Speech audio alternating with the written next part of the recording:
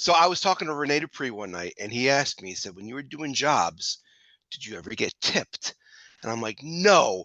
But son of a gun, my friend Yeah, Mike happy you, went up friend. one time.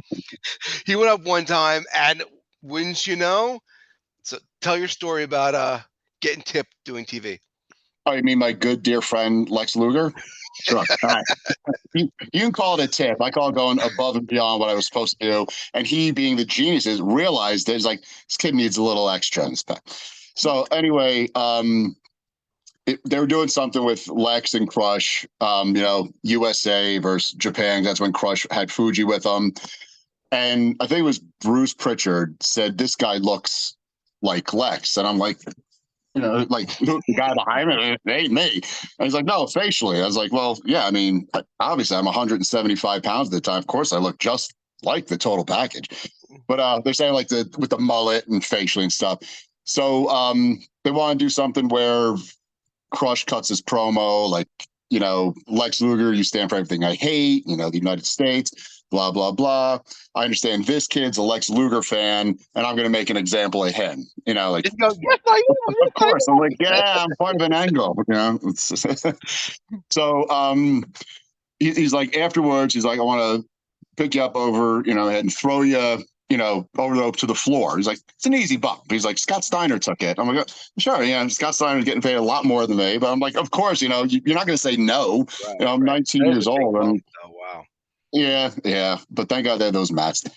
So, um, so we did that. He's like, I'm going to throw you back in because I'm going to drape the American flag over you. Well, first, no, they put a Lex Luger shirt Yep. over me, I think.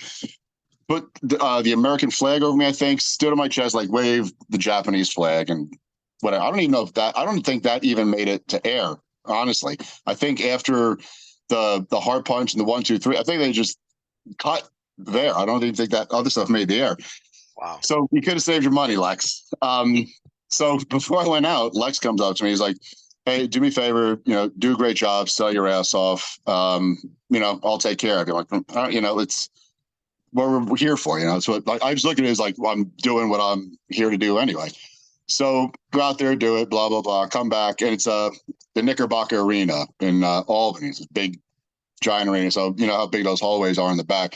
So I come back, I'm walking around by myself, and I see Lex walking towards, like, with a purpose. And I'm like, what I do? Nah, like, what I do. So he comes walking, he's like, oh, Mike, thanks so much. Great job. Shakes my hand, like slips me something. And, I didn't want to immediately look. So I wait, I'm walking around. I pop into like a little doorway, open my hand, give me $100 bill. So I caught up them a little bit later. I was like, you got to take this back. I'm like, I can't. So he's like, no, that's yours. That's yours. And I was doing, what I was already paid for it. Like, you didn't have to, go and do any of this. And then I remember I had the shirt too. And he's like, yeah, you can have the shirt too. And it was like my first time up there. I'm like, you hear still like, I don't want to come across looking like, a mark or a super fan. I'm like, oh, no, I don't need the shirt. And Tony DeVito jumps. I was like, I'll take it. You get 30 bucks And on I eBay remember, for that today. yeah, yeah. And then I remember Lex grabbed it from him. He's like, no, it's his. And like, I'm like, I got to take it now. um, but yeah, like I had heard all the Lex stories, but nothing but good things to say about him. Thank you.